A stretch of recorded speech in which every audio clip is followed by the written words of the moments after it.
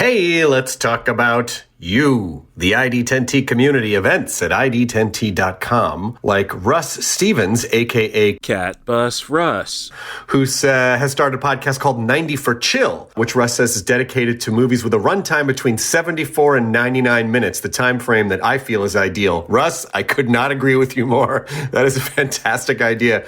Russ goes on to say there are times you need a cinematic fix but don't have time for the latest Scorsese masterpiece or offering from a comic book universe. There's also times when you need a conclusion to prevent a binge costing you a whole night. My guest and I try to follow these guidelines as we chat up features that are definitely worth your time and are beyond easy to make time for. 90 for Chill, the podcast, can be found on all major podcast platforms at 90forchill.com, and that's spelling out 90, Ninety for FOR chill.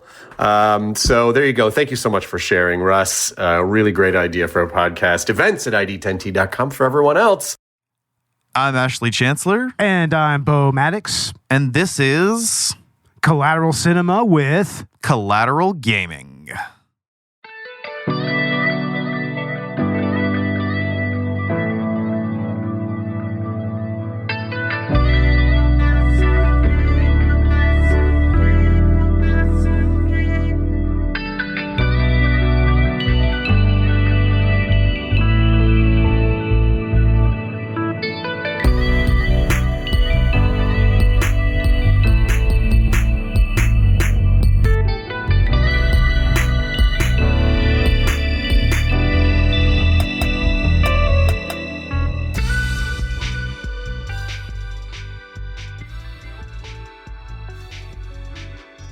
Welcome to Collateral Cinema at the Movies, the only movie podcast that matters, where we focus on good movies, bad movies, and everything else in between in the world of cinema.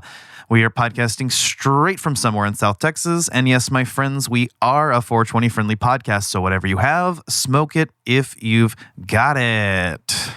Indeed, friends. We are back with some more At the Movies reviews straight from the movie theater, right? Yes, sir. So this is another At the Movies collab with Collateral Gaming. We've done this in the past with actually both of these franchises. So essentially, two video game movies, two video game film sequels that we previously covered. Their predecessors on the podcast came out within a month of each other. By the time we got around to actually being able to record the Super Mario Galaxy movie, which I wanted to do as an episode, Mortal Kombat 2 had already come out. So I just figured, fuck it, we'll just go ahead and sandwich them into a double feature review. And I think that that's appropriate. Absolutely. I mean, it's been a while since we've really done these types of double feature reviews. So, I mean, why not do the video game theme with everything? You know? I think the only other time we did a double feature at the movies was Barbenheimer. And we'll do it again for Doomsday later this year. But, yeah.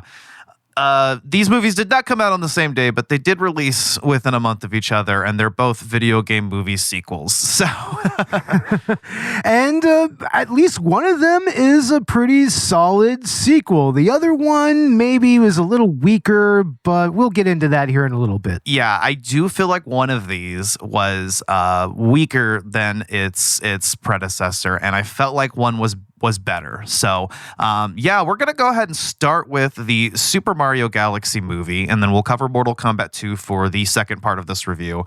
Super Mario Galaxy movie. This is the sequel to the Super Mario Brothers movie, which we covered back when it came out.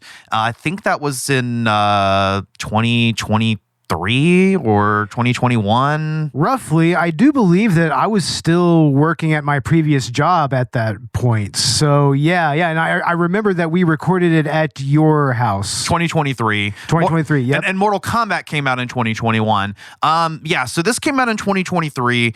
And I remember we actually gave the Super Mario Brothers movie a pretty good review.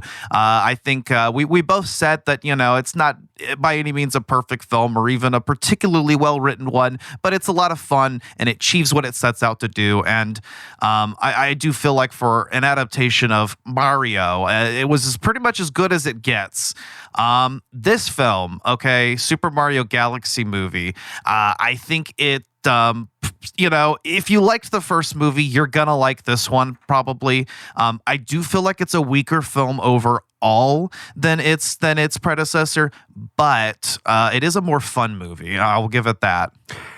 Yes, I mean, when I sat down to watch this movie, I mean, I was expecting a little more of a continuation of the types of character arcs that we got from that first movie that made that first movie so interesting. But that so far is what I actually feel is like the weakest part of this movie, is that the character arcs just suck here. Absolutely. Like barely anyone gets a character arc.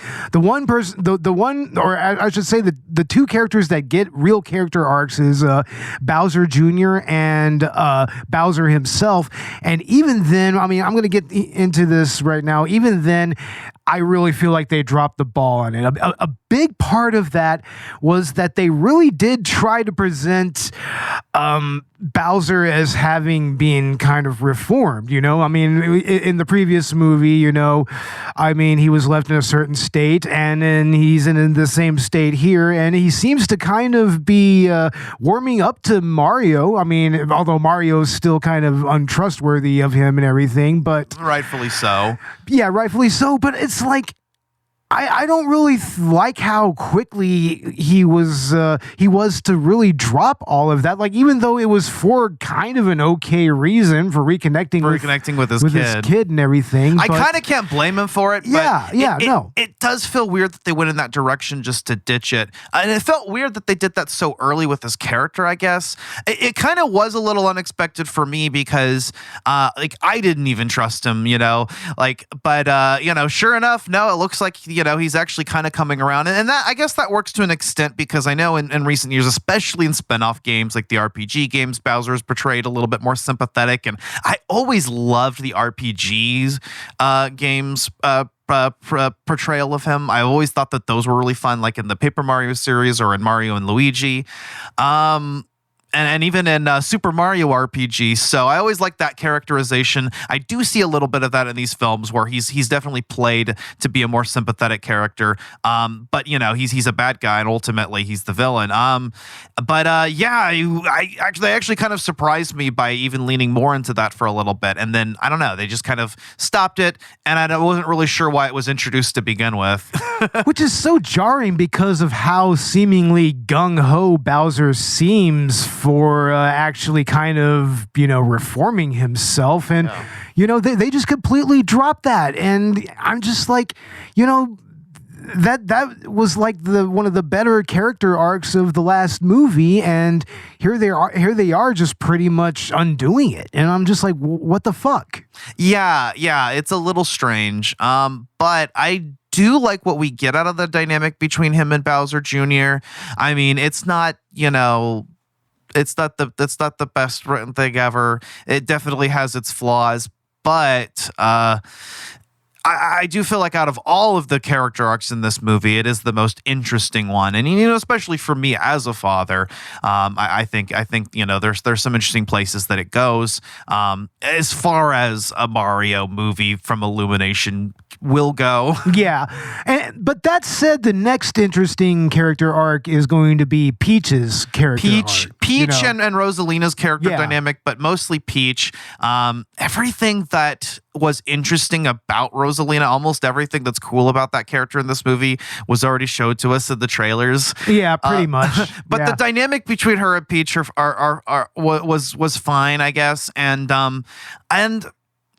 there is a particular plot reveal later on that is definitely going to make some Rule 34 art much more interesting, recontextualized. To our chagrin, of course, but yeah. Anyway, but Peach actually is kind of the MVP this time, and whereas Mario and Luigi's character arcs kind of get sacrificed in this film, having been already established their backstory in the first one. This movie delves into Peach's backstory and kind of has Peach as its central focus in terms of character development. Yeah, Mario and Luigi are more or less just a vehicle to really introduce Yoshi into this movie. To introduce Yoshi and just to go from point A to point B and then eventually meet up with Peach. Pretty much. And other characters along the way. We'll get into that.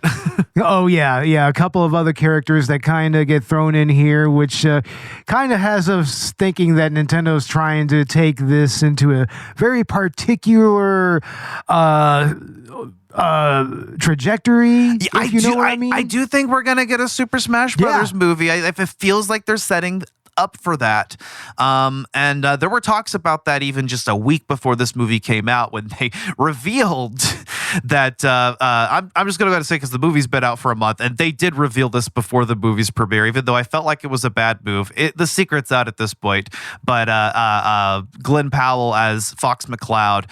What I will say is that surprised me about his that role in this movie is that it was much more extensive than I thought it was. I thought it was going to essentially be a cameo, and he's actually a supporting character. Yeah, but even then, I really feel like he still gets next to nothing to do until at least the end of the movie. You know? Yeah. It just starts to get a little where his character arc just kind of goes nowhere, and he just kind of fucks off, and then it's like, okay, then great. It is very good casting though, and that anime sequence that we get of him and the crew is really fun. A lot of good casting, of course, from that extends from the first one. Of course, we mentioned Bowser, but we didn't talk about Jack Black. But he's as great as he was then in this movie, and Brie Larson as Rosalina is great, and Glenn Powell as Fox feels like a very natural choice.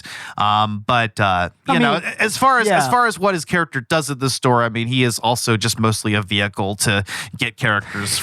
He's pretty much the Donkey Kong of this movie, who is ubiquitously absent from this, which makes me think they might be setting up for a Donkey Kong spinoff movie. I'm pretty sure they announced we are getting a Star Fox. Like a series, Star or something, Fox right? spinoff movie or series, yeah. I do think they announced that is actually happening, and I wouldn't be surprised if they're already working on it. I do think that they're setting up for a Smash Brothers movie with all of these potential franchises, and that's what makes this exciting. You know what I think?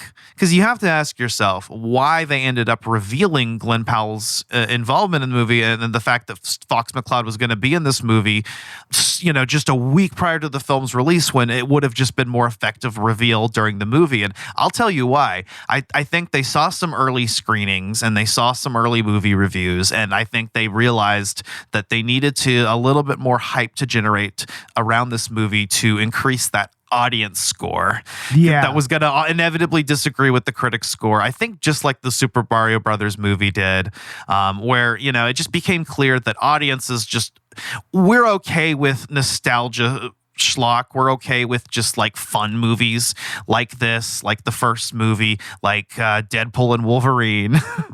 Absolutely. I mean, sometimes you just need a fun little fuck off movie, and that's kind of what this is. And I'm okay with the movie that appeals to nostalgia in that way if it's fun. Yeah. And this movie is fun. It is a lot of fun. But almost too much fun. It feels like every few seconds they're throwing something else in my face. It kind of has a similar issue as a Minecraft movie, but not nearly to the same extent of just being a very, very fast-paced film that is quickly throwing as many references and Easter eggs as it possibly can at you. Yeah. I mean, they're just really trying to go for that nostalgia crowd there, by just throwing out the member berries, as it were. And I mean, it does kind of make for this real kind of staccato pace to the overall script and everything. But it's just like, I mean, some of them hit, some of them don't. That's really what it is. It's not necessarily a bad thing, but it's not a great thing that it does with its pacing. Yeah, but I mean, God damn it, if I wasn't grinning during a lot of these moments. They are really, really cool. And obviously, visually, this movie is fantastic. It looks really, really good. This is, this really sets the bar for animated children's movies and the visual department.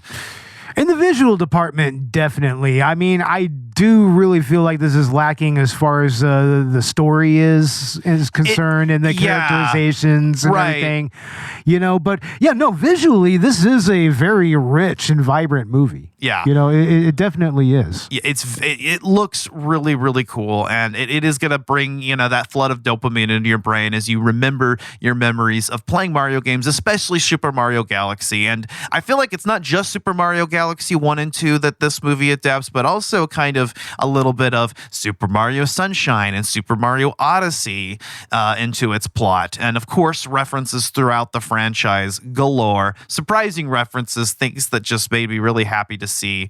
And then some other ones that are like, okay, I'm not really well acquainted with that franchise or character or thing, but that's cool that it's there. Even bringing in enemies from Super Mario 2. In the casino level. It's like, that was actually really cool, That was cool. Yeah. That was cool. And of course, Yoshi. I don't think we really talked about Yoshi, but Donald Glover plays him. Anybody could, but I guess he does a good Yoshi voice. About as good as you can get with that character, I mean, Yoshi is not a very multifaceted character, especially verbally. So, I mean, you're only going to really get so much out of any performer doing his voice, Yeah. Even the original voice actor, And we get, he's a fan favorite character. I'll tell you what, I never loved the character as much as other people did, I guess. So him being in this movie was fine, but I knew he was heavily involved. And I thought that, for what they were trying to achieve, they did that very well. There is a moment early on in the film where we see him walking around in the real world to Biggie, and that was pretty funny. Yeah, that was interesting. That was an interesting moment. It's like a little meta. Yeah, that was funny. But other than that, like I guess I was happy he was there, but I didn't connect with this much. But I know that I feel like they really did that character a lot of justice, and he was really cool to see. And they even did like a little bit of Yoshi's Island in there, which was cool. No, yeah, that was cool. Yeah. We have a little visual reference to that. That's a lot of fun. Yeah. So that was fun. Yeah, definitely. But this movie does feel like it is just a sequence of events of these characters and then scenes and this scene on this planet.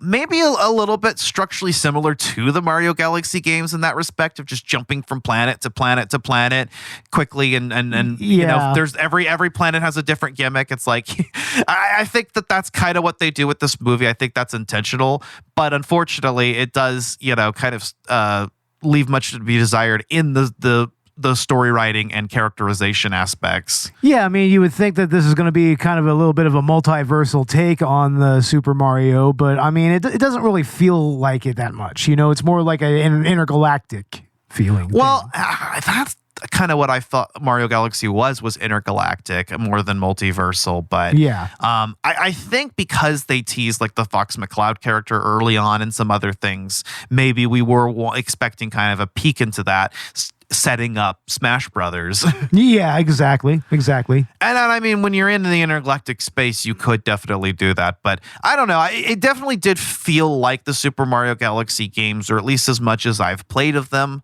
And I have played a little bit of ways into both of those titles. Yeah. I even played them recently just to kind of prep myself up for watching the movie and for recording this podcast. But I do think that it represents those games pretty well. But, like we said before, there's kind of a lot of discourse going around whether children's movies should be held to a standard of quality. And I absolutely believe that they should. I think that in examples of even recent examples like K-Pop Demon Hunter show that children's movies can be very good and should be. Well, I mean, even going back to my day, you had stuff like the Don Bluth movies, Secret of Nim or Land Before Time. Land Before Time. Those are objectively great cinematic features right there, and even All Dogs Go to Heaven and everything. All great Dogs movies. Go to Heaven. Great fucking movies right there. And it's like, those are like the gold standard for what I would consider great great children's animation. Let's throw Brave Little Toaster in there as well. Yeah, you know, sure. And it's like, yeah, there's definitely an argument that, I mean, there are children's movies that have a certain type of quality to them, and you should be able to critically evaluate them based on those merits, you know? Yeah. So, no, absolutely. We've done it before. Like, I mean, for fuck's sake, Master of Disguise, you know, a movie that I absolutely hate. Yeah. You know, that's a kid's movie, you know? Yeah. And that's because I find that an insultingly, just an insulting movie all the way through. It insults the children that watches it, you know? So, yeah, no, there's definitely an argument to be made there. And yeah, no, we should definitely hold these types of movies up to a certain standard. We should. We definitely should. That being said, that standard for me is, you know, it doesn't necessarily just have to be that movie is written incredibly well. It can be that just the movie has some value to offer. And I think this film has some value to offer. As we've mentioned a dozen times by now, it is a very fun movie. It's big and loud and fun. Mm-hmm, exactly. And I think that, you know, it will deliver enjoyment. And I do think that children will enjoy it. And that's important because, I mean, like, badly written movies, you know, can be so badly written that even kids don't like it and they should offer no value to children. I do think that this film is going to offer a lot of value to families, but not just to children, but parents are going to watch this and feel reminiscent of their old days. And I think that they're maybe not going to judge it too harshly because they're going to a kids movie. Like I said, we should hold kids movies to a higher standard, but this does pass the bar of being an enjoyable experience. Yeah. Besides, if we don't hold children's movies to a higher standard, we get shit like the Oogie Loves. Yes. And the Oogie Loves is something that we will talk about someday. Soon. Yeah. Sometime soon we will talk about the Oogie Loves. We have to. Because that is a massive pile of shit. And it's like no child should... Another movie that insults the children that watches it. It's like, no, that's awful. This movie does not insult its viewers. It does not insult the children. And I'm happy to report. But you know, like I mentioned, I did think the first movie was a tighter film. Yes, absolutely a tighter film, and I would definitely go back and watch that over this one, like anytime. Yeah, I would go ahead and rewatch both of these, and probably will for years to come. But I'll also rewatch the original '90s movies. So, of course, yeah, and I personally will watch all three of the current Sonic movies, all day. You know, those are good movies. Those are fantastic movies. There you go. Yeah. You know, like that's a standard, right? Not only good movies, but good movies that are adaptations of video games and sequels. So, and those are still like 3 for 3 great movies. This is, I would consider this a good movie, not a great one. I would say that it's a serviceable movie. Yeah, for me. But while I can't excuse any of its flaws for being a children's movie, I can excuse some things for being an adaptation of Mario specifically, because Mario never was that deep.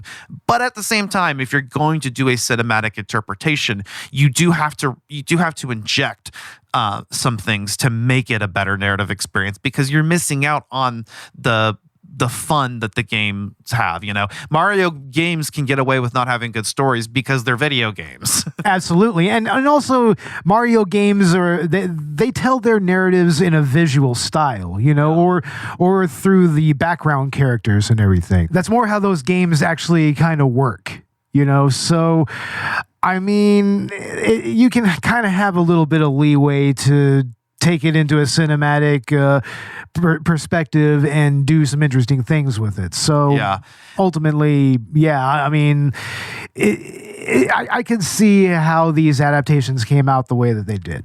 Yeah. That's what I'm saying, basically. No, exactly. I think, you know, final thoughts, as a Mario movie, it's good. As a movie itself, it's serviceable to good. Mileage may vary. Definitely shaky at times. Shaky at times, and you know, whereas the first movie, you know, I think is a good film, both as a Mario movie and a film. Yeah. It's like don't expect the type of characterization that you got from that original Mario movie. You're just not getting it here. But it is interesting how it does kind of improve on some of the flaws of the movie, but replaces them with different ones. Yeah. Yeah, many different ones. Definitely. It is interesting. Yeah.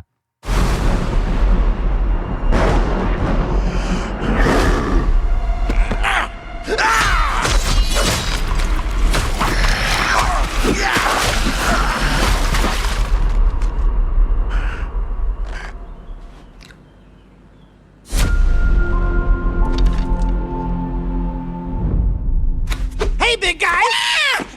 Oh, You wanted to see us? don't move, I'll be right up. Sipping the soup, cleaning the paint. Boodle-doo, boodle-doo, and also trim the bonsai bush. Here we go.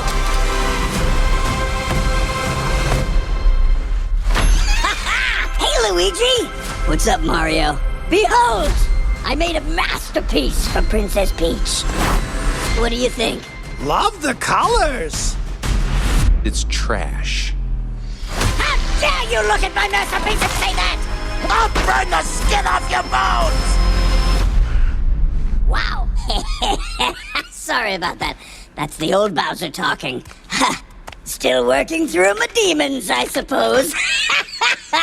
Anyway, I need my 8 hours or else I really turn into a monster.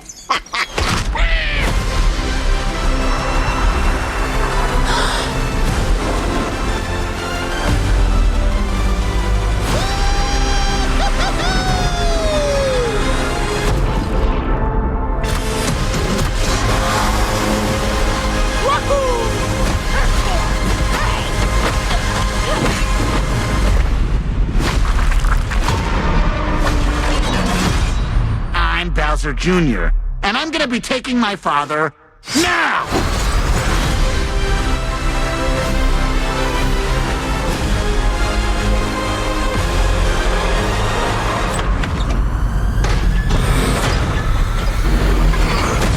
Princess Rosalina, you're coming with me!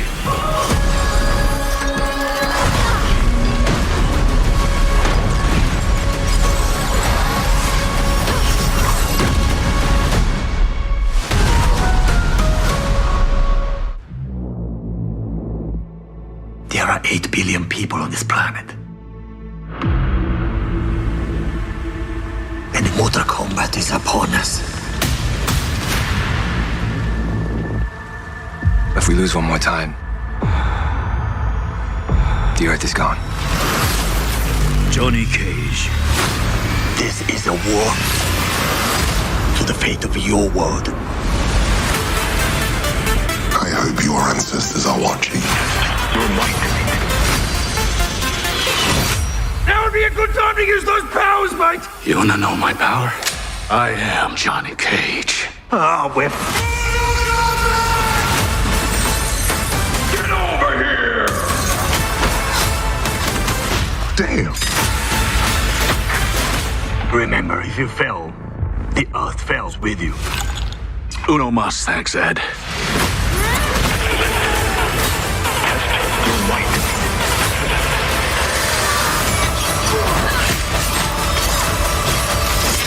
Sub-Zero. I am reborn.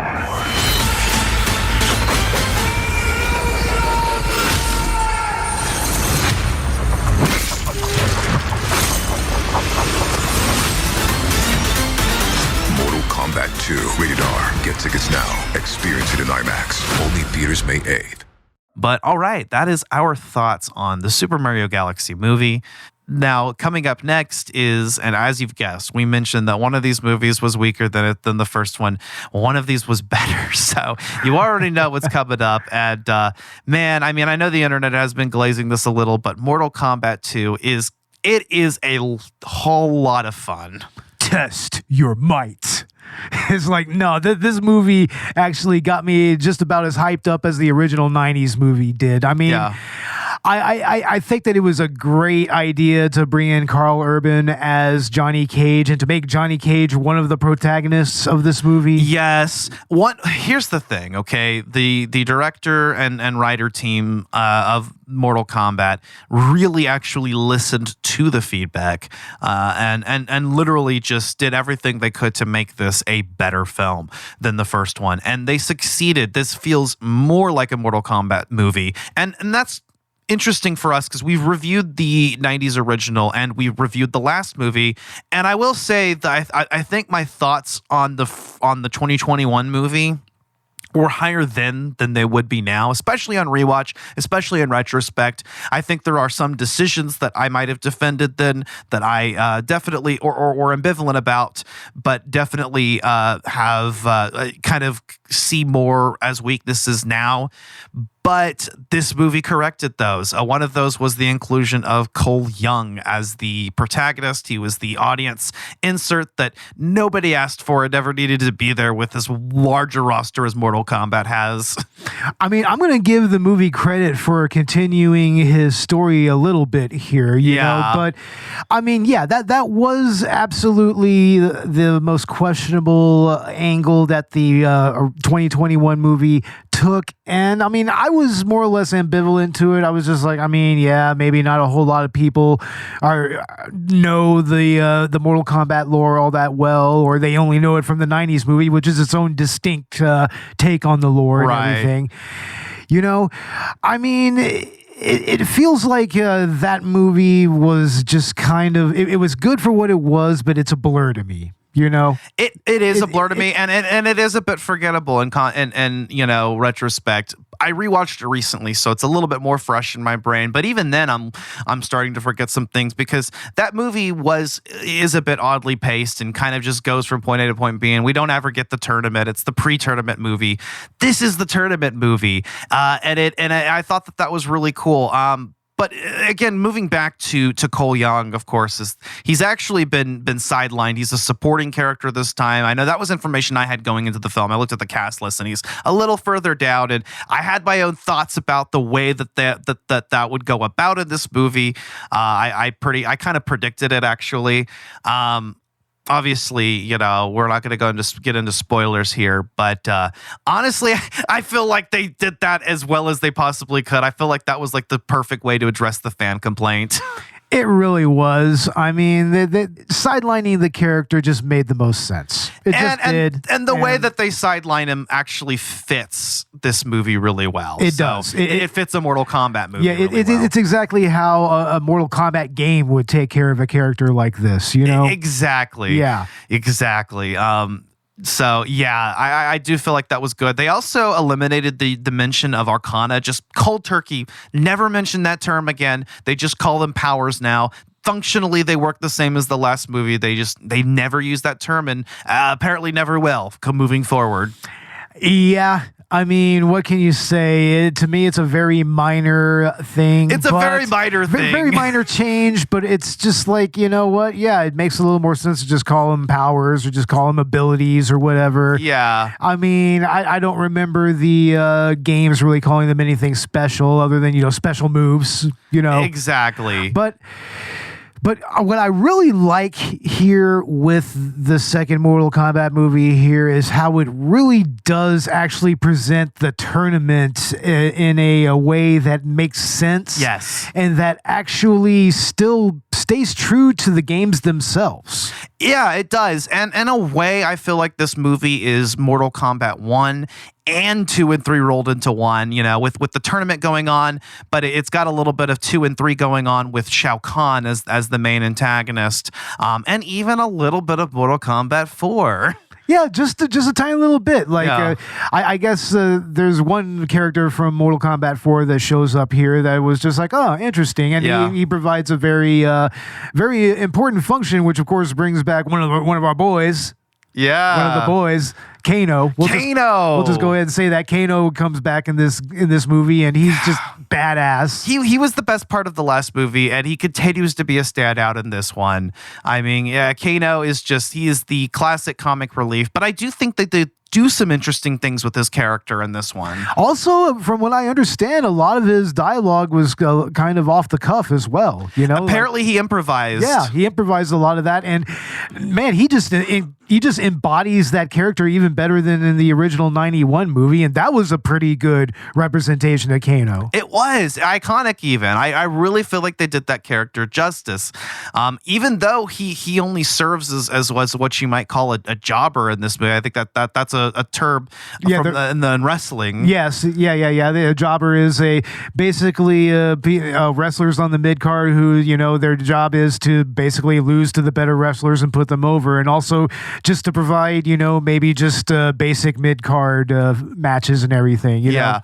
Yeah, but him and Baraka, I think, were both like kind of jobber type characters that were actually, treated with a lot of reverence and respect. And I think even, hardcore fans of the game, which I'm not a hardcore fan. I'm not real in depth on the lore. I've played Mortal Kombat 1 through 4, and I've played the recent games, moving from like Mortal Kombat 2011 on. And I even played a little bit of those in the Mortal Kombat 1, kind of in prep for this. If I remember correctly from Mortal Kombat 2, the game, Baraka was supposed to be one of Shao Kahn's I don't think he was one of Shao Kahn's generals. I think that he was him and the Harkonnens. They were attacked by Shao Kahn and everything. And they were brutally oppressed. Pretty much how it was presented in and this that's how movie. it's presented here. And I love how they really did go out of their way to make Baraka like actually really likable here. Yeah, very likable. I mean, especially when like after his main fight with Johnny Cage, it's like he's great. He's fucking fantastic, man. Fucking fantastic. He's great. And that fight with Cage is really cool. And also Johnny Cage by Carl Urban is very good in this movie. Excellent casting. I like how they went the direction of him being kind of a washed out 90s movie star at this one. Whereas, Lyndon Ashby was more like in his prime. Exactly. I mean, yeah, Lyndon Ashby, he's presented as in the middle of filming a movie when we're first introduced to him. And he actually does his own stunts, whereas Carl Urban's Johnny Cage admits that he doesn't, despite being a martial arts champion. No, yeah, he admits that a lot of his more extreme stunts were done by doubles and everything, which, fair enough. I mean, it's Hollywood and whatnot. Yeah. What I like when they introduce his character here is how they introduce him at a convention and everything, But nobody goes up to his booth, which is a little weird to me because I'm fairly certain that even most mid-level celebrities can kind of do fairly well on the convention circuit. Right. And especially considering that he's approached by a rando at a bar. Like it's really kind of odd that nobody would show up at the convention, but I get it. It's for the story. We're supposed to show that he's washed up. Yeah, he's seen better days at this point, Yeah. Which, and honestly, he doesn't start out as like this like overly cocky character, but that we know from the games that goes through his own character arc, but somebody who's already felt humbled and is really just kind of a loser at this point. And I think that makes for almost a better Johnny Cage. Yeah. Really. It makes his cockiness a little more earned in this movie. I agree with that. Especially when he gets to that fight with Baraka. It's like, that's all him. And he puts his all into that, and he actually becomes a hero there. So, especially a hero to the Harkonnens. Exactly. And I actually think that sets up that character really well, and I'm really excited to see more of him in Mortal Kombat 3. And Carl Urban was absolutely the right pick and the right choice to lead this cast. It is a bit disappointing that we don't get a bit more of Louis Tan, who honestly could have had a lot more to offer were they to bring him in as like Scorpion or even Kenshi, but Johnny Cage just works as much better as a lead this time around, and that's good. He's one of the leads, and Kitana is kind of the female lead of this movie, and they're the characters whose backstories are most delved into. Yeah, this is where we actually get into how Shao Kahn took over Kitana's country and everything, how they took over her realm. It's like her father lost in Mortal Kombat. Shao Kahn. It's like, and actually that's a really cool cool way to do that. That's a really cool way to showcase that, and it helps book in the movie. And we get to see that movie. The movie opens up with that, and it later comes into play by the time we get that grand finale against Shao Kahn. Yeah, and I have to say that this time around, they actually did find somebody to play Shao Kahn who is actually intimidating and actually feels like this eldritch warrior being that's lived for thousands of years and has been doing this for thousands of years and, is about to win it all and everything because he's just that badass, even though he does kind of cheat here, but... Yeah. Which he actually did in Mortal Kombat 3 in the game. He actually cheated in order to merge Outworld with our realm and everything. Yeah, he cheats and he gets it basically an immortality cheat from Raiden. But still participates in the tournament. Whereas in Mortal Kombat 3, he managed to bridge that gap by way of resurrecting Sindel. Yeah, as his queen and everything. So, and Sindel's in this movie, and she's fine. We don't get a whole lot of her. I don't think they dug too deeper into her character. I wish they would have made her a bit of a stronger character. They kind of insinuated that at the beginning of the movie, but yeah, I don't know. Maybe they kind of did her a little dirty. Like she could have got maybe a little more redemption. A little bit, yeah. I think. And unfortunately, a character that was already done dirty was Melina, and she was already wasted in the last movie. So, and I very much doubt her relationship with Kitana is ever going to be retroactively explored. I doubt it, but I do like how they brought Jade in and made their relationship kind of a central part of everything. Yeah, and actually was probably the most explored character dynamic in this film was between these two, and I'm glad that it was rather than, for instance, a romance angle with with a couple of the other characters. So that was cool. Even though canonically, we're eventually going to get Cassie Cage from Sonya and Johnny. So, yeah, I mean, they better get onto it. Yeah, hurry up, give us Cassie Cage. Come on now. Yeah, we do get some cool moments too between Kung Lao and Liu Kang. Liu Kang is kind of a supporting character in both of these films, not the protagonist. So it is a little weird, but I do think that where, he is used in both these movies, he's good, especially in this film. I think he has a lot more to work with. They do bring back both Kung Lao and Kano, of course. That was already been revealed. I mean, and we know that characters in Mortal Kombat can be revived. Absolutely. So, I mean, it'll be interesting to see where they go with that going forward. Including characters that are killed in this movie. Yeah.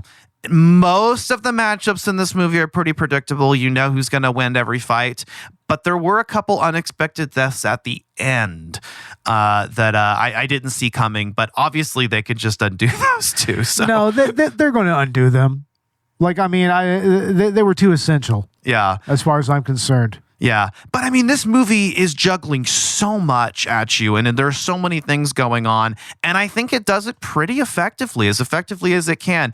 Like the Super Mario Galaxy movie. Is it like a really well-written script? No. But is it a hell of a lot of fun? Yes. And I think that this is even more fun, and this is a better movie. Yeah, I mean, especially when you talk about the set pieces here. I mean, we actually, much like in the 90s movie, we get some really solid representations of some classic stages from the game. We do. We get a proper version of the bottom of the pit. We get a proper version of the acid pool. The acid pool. We get a proper version of the portal room. Yes. It's like, yeah, we get actual representations of all of that, and even a representation of the throne room, which is also a stage in Mortal Kombat 2. So. Yeah, with even like small details and things like that. It's really, really cool. And it really actually felt like they were fights from the games. And they do that cool thing that the more recent Mortal Kombat movies, the more recent Mortal Kombat games have done, where they transition between cinematic and fights with the characters and frame the camera into that position where it's going to be the 2D fight. They do that a few times in this movie that it feels like it was ripped right out of those games. Absolutely, and then also even kind of having some fatalities here. Yeah. Like a couple of them. a couple, yeah, and so you've got to waste some characters, and it's really interesting to see how they do that. And the fatalities are creative and they're fun, and everything that you would come to expect out of Mortal Kombat. Maybe they could have been a little bit more creative with them, but I mean, it's really like the series come to life. It's really cool, and that was the one thing that where the 95 movie, I think, had Mortal Kombat in spirit, but not the gore. Mortal Kombat 2021 brought the gore, but didn't, feel as much in spirit of at least the classic games. This movie actually seems to combine both of those aspects really, really well. Yeah, I mean, that first, the 1995 movie, I mean, that just feels like playing the first Mortal Kombat. It has that gritty griminess to it, just without the gory It feels like playing the first Mortal Kombat. Mortal Kombat 2021 feels like the later game. It feels like playing the first Mortal Kombat on Super Nintendo with no blood code or anything. That's what it feels like. Exactly. That's exactly what it feels like. It's like, but yeah, this right here, it actually feels like it takes the more cinematic aspects of the more recent games and then just kind of melds it with the lore of the original four, and actually just kind of comes up with something that's interesting, and actually presents the tournament in a way that we haven't seen before, which gives it even, dare I say, even more stakes than the original 95 movie. It does, yeah. Yeah, if the 95 movie feels like Mortal Kombat 1, the 2021 movie feels like the later games, like Mortal Kombat 2011, X and 11 and 1. This movie feels like you mentioned, like basically like the first 3 or 4 Mortal Kombat games with some elements of the later ones, like if they were redone today. Yeah. And that's really, really cool. Or maybe more like, something like Mortal Kombat 2011, actually. Yeah, something closer to that, which was almost more like a real remake, kind of. Yeah, and it's the original tournament and everything, but this is actually telling the story of the tournament while we're doing Shao Kahn's tournament and his conquest against Earthrealm. Yeah, exactly. And we still even get Shang Tsung into here doing some skullduggery and everything. Yeah, he doesn't have a lot to do. Neither does Raiden in this film. In fact, Raiden gets shelved early on, and it's very obvious that they shelved him just so I guess that they could increase the stakes here and not have an Elder God zipping about. He really didn't do a whole lot in the last movie either. Not really, but I mean, I don't think you really need him to do much in these. That's true. I mean, look at Christopher Lambert in the original movie. What really did he do? Yeah, he was kind of just there to kind of, introduce the tournament and bring the characters in, from Earthrealm there and serve as kind of their defender. But like, he's not supposed to intervene too much. And I guess that's kind of his role in the games as well. But, he gets shelved in a very obvious way early on in the film, and then kind of just, has an excuse to stay out of the plot entirely, which, maybe we could have gotten more Raiden. And if you're gonna keep Shang Tsung alive for the sequel, maybe do more with Shang Tsung. I don't know. Maybe they're saving up for something in the next one with him. Possibly. I wouldn't be surprised if we even see Shinnok in the next one. I think we will. I think the next film is going to NetherRealm, and I think it's going to, and I think Shinnok will be the next villain. I mean, especially if we're following like the reboot games trajectory, which also did the tournament, then Shao Kahn, then Shinnok. Yeah. I think, and the original games, of course, I feel like that would make the most sense. And like you mentioned, there is a little bit of Mortal Kombat 4 in here that I think is there to set that up. And also, we haven't mentioned yet, but your boy, Noob Saibot. Woo! Noob Saibot. He's here, man. And he is everything that I expected him to be, as a shadow ninja. You're like, I mean, absolutely perfect. Like, his all of his movesets and everything. It's pretty much there. I love it. It's so cool. His fight scenes are so good. And I knew that they were going to do that. I was like, I knew coming into the second movie, or even when it was announced, I was like, okay, they're going to take Sub-Zero from the first one, Bihan, and turn him into Noob Saibot for this one, just like in the games, when he shows up in Mortal Kombat 2. I am waiting for them to maybe introduce the new Sub-Zero. I think his name is Kuai Lang or something. That would be interesting to have a new Sub-Zero in the next game. Although in Mortal Kombat 1, this universe has been rebooted again, and he's now the Scorpion of that universe. Oh, that's right. Yeah. But see, they could do something interesting and bring in, Cole as the new Scorpion in the next one. If they want to bring Louis Tan back and actually have him do something and be a character from the games instead of an audience insert. But Scorpion, of course, my boy by default in Mortal Kombat games is here. Hanzo Hasashi himself. And I feel like he's about as good as he was the last time around. When he comes in, he's fucking awesome. He does the get over here. Absolutely. No, his fight with Noob Saibot near the end is really primo. Get over here. And it even kind of feels like his fight with Johnny Cage in Hell in the 95. The 95 movie. Yes. So, yeah. Definitely, yeah. So it's really cool, and I do feel like they do explore some stuff with his character that picks up from the events of the last movie and the events of the past. That's really cool. That I feel like they really actually kind of could close his character right now and then pass it on to Cole. It makes sense. Yeah. No, let old Hanzo have his piece. Yeah, his time. Why not? Definitely. But who else? So, we got Johnny Cage and Kitana and Jade and Shao Kahn. And of course, you have Sonya Blade and Jax. Sonya Blade and Jax definitely have less to do in this film. They kind of just feel like supporting cast that are there because they need to be there. Unfortunately. They do give Sonya Blade and Jax some pretty solid fights, though. There's some actual tournament fights and whatnot. Maybe in a Mortal Kombat story, that's all you need to do. You can't focus on all these characters. Like I said, they're throwing a lot at us, but everything that they do throw is good, and the fights that we, that's essentially how some characters need to be used. They need to be used to be in those matchups, and to raise the stakes at times. Absolutely, yeah. So, and really make you wonder, there's a point in the movie where you really wonder who is actually going to make it out of this. And that's cool, because early on in the film, I did feel like it was very telegraphed, but by the end of the film, it started to surprise me a little. It could have taken a few extra risks with what they were doing, but I don't know. Yeah, it was pretty decent how they kind of approached that part of the tournament and everything. Yeah, exactly. Yeah. All in all, I do think Mortal Kombat 2 is very good for a video game movie. This is the Mortal Kombat movie I wanted to see. I might actually even say that this is the best one. And the last movie, I don't know, did enough to surpass the 95 because there were some aspects of both that are missing. I do feel like this movie really represents the essence.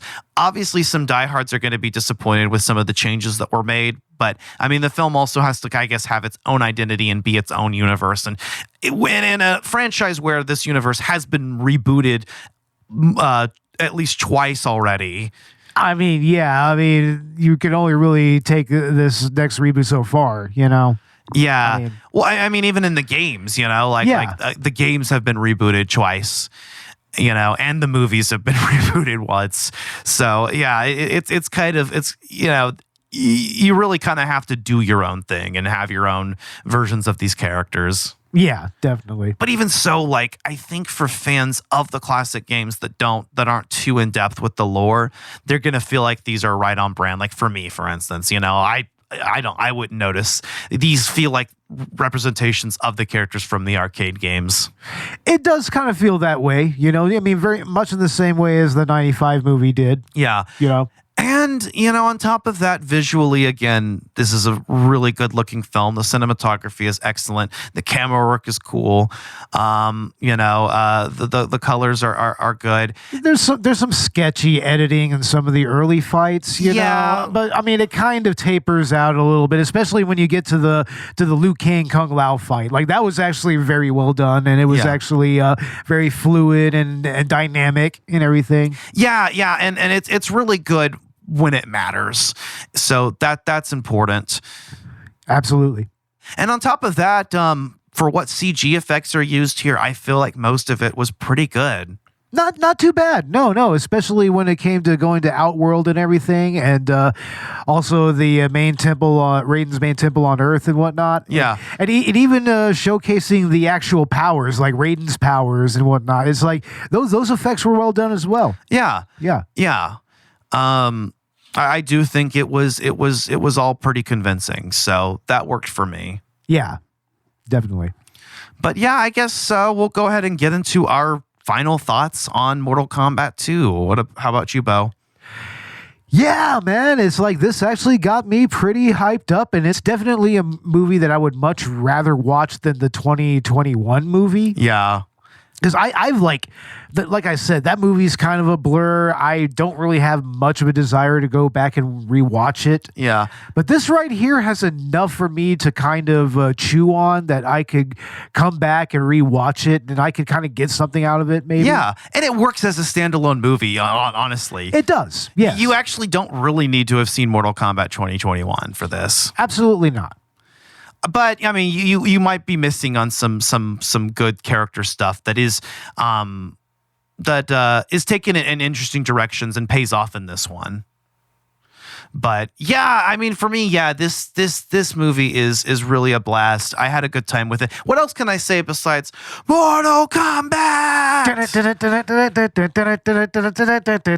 Yeah. Yeah, it's really just got the excitement. Like, I don't give a fuck. Like, I'm gonna get excited and my blood's gonna be pumping when I hear that voice scream and the Techno Syndrome play. Like, it's Mortal Kombat. It really is at its core, and it's done actually pretty well. It really is, man. I mean, I just had a lot of fun watching it. And it's, I mean, not something that, hardcore fans are probably going to 100% like, but, it's like I've been with this series long enough to know what the lore is, to know how the characters are, and to understand how they could be represented on film and everything. So, yeah, I mean, coming from that, I do think that it's definitely a decent movie, and I would much rather watch this than the previous one. Hell yeah. Yeah, I agree. But all right, that was our review of the Super Mario Galaxy movie and Mortal Kombat 2. Both of those, I don't think Mario is still in theaters, but that should be hitting streaming very soon, probably. And Mortal Kombat 2, I believe, is still showing. Yeah, it's still in the theaters right now. So, yeah, go check those out at your earliest convenience. I definitely recommend Mortal Kombat 2 for sure, if you're a fan of this franchise. Yeah, and as far as the Mario Galaxy movie, I mean, if you have kids, I mean, definitely take them to see it. But I mean, yeah, it's a little bit of a lesser movie than the first one. If you consider yourself a fan of either franchise, you should definitely check them both out. If you're a lore enthusiast of Mortal Kombat, you might have some issues, and if you're a critical analyst of movies, you may have some problems with Mario Galaxy, but ultimately you'll have an enjoyable experience with both, I think. Yeah, it's enjoyable enough. It's like, I mean, and on streaming, I mean, it's definitely at least worth a watch. Exactly. These are definitely worth streaming, if you want to wait for them to hit streaming. But I think that these movies were both pretty successful commercially, so that good for them. Yeah. And that really sets up the future for, it paves the way for the sequels in these respective franchises, which we'll be back to review for sure. Absolutely. Oh, definitely. Yeah. It's like we should definitely, if there's another Mario movie, another Mortal Kombat movie, let's do them. These movies actually both do excite me for the future. That's something I can say about both of them. Yeah. As for Collateral Gaming, we do have out our post 420 edition of the bonus round. And I was planning on doing a 2-part episode or even a one episode on Ark, but I haven't really been able to schedule that with Megan, and we're getting towards the end of May, so I may just ixnay that and jump into our season finale on Clair Obscure Expedition 33 here in June, so stay tuned for that. But expect some game launch reviews. Both Lego Batman, Legacy of the Dark Knight, and 007 First Light are out at the end of this month, and I've played some Lego Batman, and it is peak. Yeah, it looks like a lot of fun. You sent me some cutscene footage. Yeah. It looks like a lot of fun, and I've always enjoyed the Lego Batman, or even the Lego games in general. So, I mean, I'm really looking forward to taking that for a spin. Dude, yeah, and we can play together. It's multiplayer. Nice. And yeah, I mean, we did the Lego Star Wars The Skywalker Saga, I remember. I do remember that, yes. Back when that came out. We Yes. weren't able to play that together because it was on my Switch Lite, but now I've got the game on Xbox, so you and I can play co-op and enjoy Lego games the way they're meant to be enjoyed. Absolutely. They're classic co-op games. I mean, they're the best type of co-op games, honestly. They really are.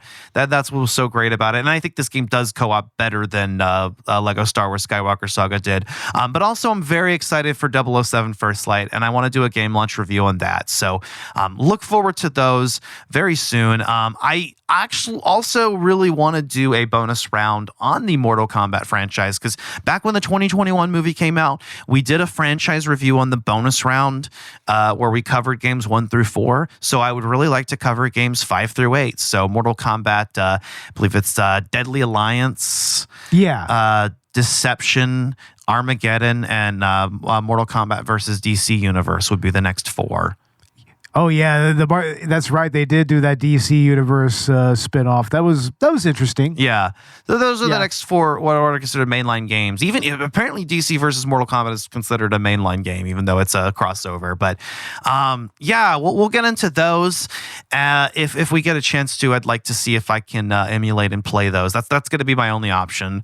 But yeah, that would be cool. I would like to do another bonus run episode, kind of continuing that franchise, especially since this is since the new movie out and it was really good. Oh yeah, definitely. And for Collateral Let's Play, we do have out episodes on Phoenix Wright Wednesday. We do have a Mortal Kombat Trilogy episode out as well. And look forward to recently kind of had a little bit of a mental health crisis. So I missed Metroid Monday and Shooter Saturday. But those episodes are going to be ready to go next week. Whereas I continue playing through Metroid Prime Remastered. And you and I, Bo, we've already recorded the Heretic Plus Hexen episode. So we'll have that out on Shooter Saturday. And while we're here together in Lake Hills, we can definitely record another Phoenix Wright Wednesday and finish Turnabout Samurai. Finally. Yeah. I mean, Turnabout Samurai has been an interesting case from the get-go, and we can finally get into Turnabout Goodbyes and everything, start getting to the end of the proper game itself. Exactly. So yeah, look forward to that and more Let's Plays, just anything else I can think of that we have time for. I'd definitely like to do an episode on, if like we're doing a game or if a new game comes out that we're not doing a game launch review of, definitely. Absolutely. But hell yeah, Bo, what's coming up next on Collateral Cinema? Well, as of right now, we do have our post 420 holiday special out. That is our review of Mystery Science Theater 3000, Manos Hands of Fate, and Santa Claus Conquers the Martians. So check that out. We should have our Project Hail Mary review out very soon. We did watch that movie. That's another At the Movies episode that we will be releasing. Yeah, and I mean, by this point, that will be out. That will be out by this point. Because, I mean, this is after. Yeah. You're right. Let's see what else. Yes, we should be doing an indie movie review. We have at least 3 movies lined up to do there, and I do believe we'll be doing a Adult Swim edition of the director's cut coming here very soon. I believe the new Rick and Morty is coming up tomorrow, so we're probably going to be kind of getting into the last season of that. Yeah, and also the Backrooms. Yes, that's right. We need to do an At the Movies edition of the Backrooms. That is primo. We have to do it. Yeah, we have to. And, of course, our Meek-iversary episode as well. Absolutely. That's Dead or Alive. But that's I'm excited for all of that, our postseason content and season 10 of Collateral Cinema and season 9 of Collateral Gaming. I have already figured out our whole itinerary for next season on Collateral Cinema, and we're putting together our list for Collateral Gaming. Yeah, you can see our list of episodes on our Letterboxd account. So follow us there if you want to see what's coming up on season 10. Hell yeah. Yeah. Go check that out on Letterboxd. And you can find Collateral Cinema and Gaming wherever you get your podcasts. We're on Apple Podcasts, Spotify, Google, YouTube. Check out Collateral Let's Play on either of our YouTube channels as well, of course. And if you want to support the show, help us rise up the ranks on Good Pods, you can like and subscribe to our channel on YouTube and hit the notification bell to receive notifications when we have new content available. You can leave us a 5-star review on Apple Podcasts or feedback on your platform of choice. We do also have a Patreon where you can get access to exclusive movie commentaries and Let's Plays that you won't find elsewhere. And also, we do have a Buy Me a Coffee and a merch store on Dashery. And we are also proud to say that we are partnered with our sponsor, Dubby Energy. You can use our coupon code, CCinemaPod, and you can get 20% off of your first purchase of Dubby Energy. They have all kinds of great flavors. They have collaborations with anime such as Freyren and Chainsaw Man. Mm-hmm. And they also have tumblers. They have hats. They have, I think they even have canned energy drinks if you want to buy a package of that and everything. So, yeah, just use the link in our show notes and use C Cinema Pod to get 20% off of your next purchase of W Energy. Fuck yeah. So yeah, I guess that's just about it. You can find us on social media. We'll have links to that in the show notes. Anything else to add, Bo? No. All right. Well, with all that being said, I've been Scorpion. And I am Noob Saibot. This was Collateral Cinema with Collateral Gaming, and we are out. Test your might. Jade. Cole Young. Kung Lao. Quan Chi, Shang Tsung, Raiden, Bihan, Scorpion,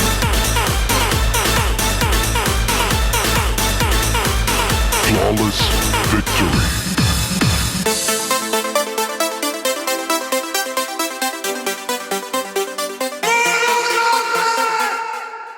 Collateral Cinema is a Collateral Media podcast. All music and movie clips are owned by the respective creators and are used for educational purposes only. Please don't sue us. We're poor.